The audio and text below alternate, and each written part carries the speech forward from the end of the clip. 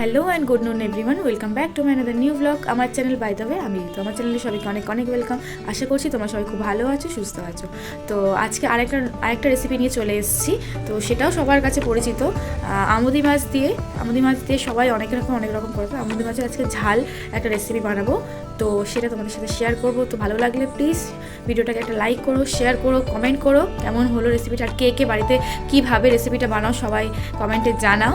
আর চ্যানেলটাকে আমার সাবস্ক্রাইব করে দিও, আর পাশে থাকা বেল আইকনটাকে ক্লিক করে দিও, যাতে আমার নতুন ভিডিও নোটিফিকেশানটা তোমাদের কাছে খুব তাড়াতাড়ি পৌঁছে যেতে পারে। তো সবাই আমার পাশে থেকো, কোনো ভুল ত্রুটি হলে প্লিজ ক্ষমা করে দিও, আর সবাই ভিডিওটা শেষ পর্যন্ত দেখতে থাকো। কড়াইটা গরম হয়ে গেলে কড়াইতে কিছুটা তেল দিয়ে নিলাম। এরপর আলুগুলো কেটে রাখা হয়েছিল নুন হলুদ মাখিয়ে, তো আলুগুলোকে এবারে আমরা ভেজে নেব। আর দিয়ে দেবো দুটো চেরা কাঁচা লঙ্কা, দিয়ে ভালো করে আলুটাকে নাড়াতে থাকবো। এরপর দিয়ে দেবো কিছুটা কাঁচা পেঁয়াজগুলো কুচি কুচি করে নেওয়া হয়েছে। পেঁয়াজগুলো দিয়ে ভালো করে আলুর সাথে একটু নাড়াতে থাকবো, একটু বাদামি বাদামি হয়ে যাওয়া পর্যন্ত।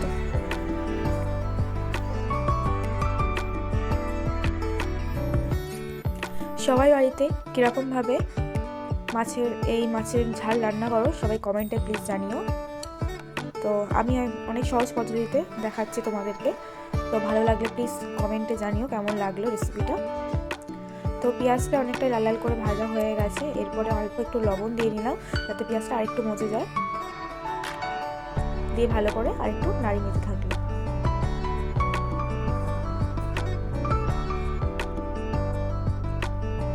এরপরে এটাকে একটু ঢাকা চাপা দিয়ে দেবো। ঢাকনাটা খোলার পরে দেখছি পেঁয়াজটা অনেকটাই বাদামি বাদামি হয়ে এসছে।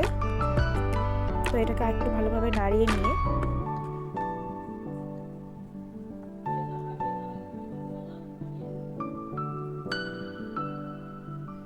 এরপর এতে টমেটো কুচি দিয়ে দিলাম। টমেটোগুলোকে ভালো করে এর সাথে ভালো করে নাড়িয়ে চাড়িয়ে নিলাম।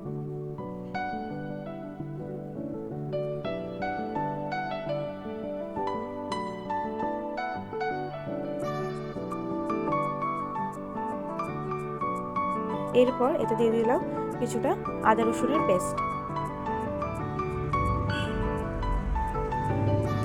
তারপর দিয়ে দেবো একটুখানি সামান্য লঙ্কার গুঁড়ো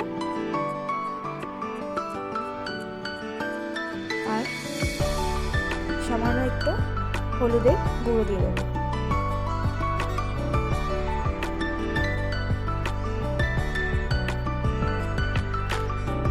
এরপর এটাকে মশলাগুলো একসাথে ভালো করে কষিয়ে নেব। আলু, টমেটো, পেঁয়াজ এবং যে মশলাটা দিলাম এটার সাথে ভালো করে কষিয়ে নেব।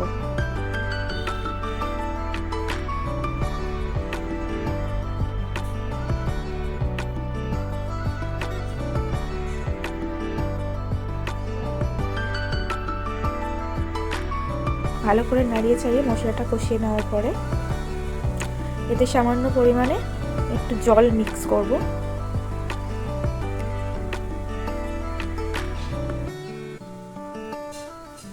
কিছুটা জল দেওয়ার পরে একটুখানি নাড়িয়ে নিয়ে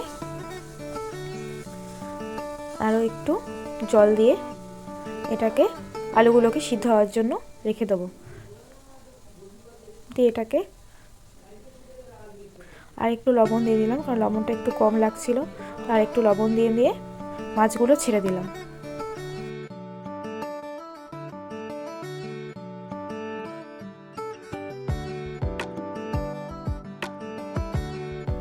মাছগুলোকে দিয়ে দেওয়ার পরে এবারে মাছগুলো ঢেকে রাখলাম।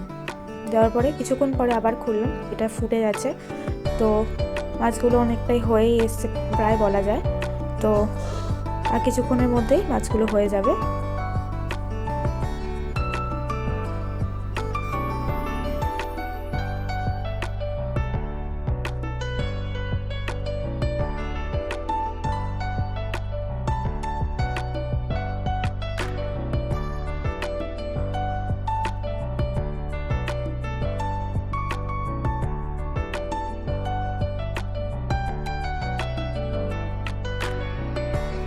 মাছগুলো প্রায় হয়েই এসছে। এবারে আমি এর উপরে একটুখানি সামান্য গরম মশলা ছড়িয়ে দেবো।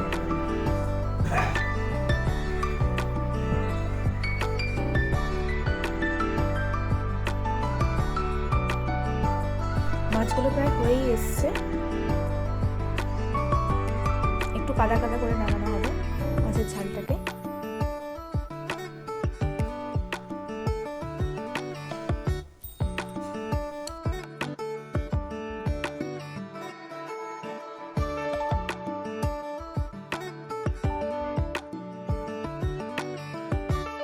আমাদের মাছটা হয়েই এসছে। তো আমোদি মাছের ঝালটা আমাদের কমপ্লিট। তো সবার যদি ভালো লেগে থাকে তাহলে বাড়িতে ট্রাই করে দেখো। অনেক সিম্পলভাবে, অনেক সহজ পদ্ধতিতে এই রান্নাটা হয়ে গেছে, দেখতেও অনেকটা সুন্দর লাগছে। তো ভিডিওটা ভালো লাগলে প্লিজ ভিডিওটাকে একটা লাইক করো, শেয়ার করো, কমেন্ট করো, জানিও কেমন লাগলো। আর আমার চ্যানেলটাকে সাবস্ক্রাইব করে দিও, আর পাশে থাকা বেল আইকনটাকে ক্লিক করে দিও, যাতে আমার নতুন ভিডিও নোটিফিকেশনও তোমাদের কাছে খুব তাড়াতাড়ি পৌঁছে যেতে পারে।